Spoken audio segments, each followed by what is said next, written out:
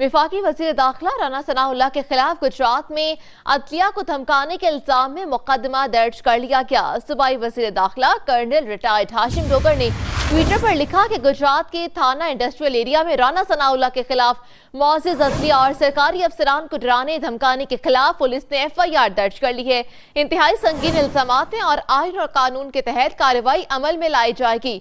गुजरात में शहरी शहखास असलम की जानिब से दायर करदा दरख्वास्त पर वज़ीर दाखिला राना सनाउल्लाह के खिलाफ FIR दर्ज की गई है।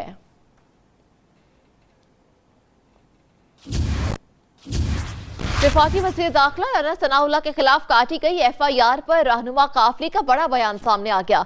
मोनस इलाही ने जल्द गिरफ्तारी की धमकी देते हुए कहा कि राना सनाउल्लाह, आप हमारे वज़ीर आज़म इमरान खान के खिलाफ झूठे मुकदमे बनाते हो। आपके खिलाफ पाकिस्तानी अवाम ने सच्चा मुकदमा बनाया है।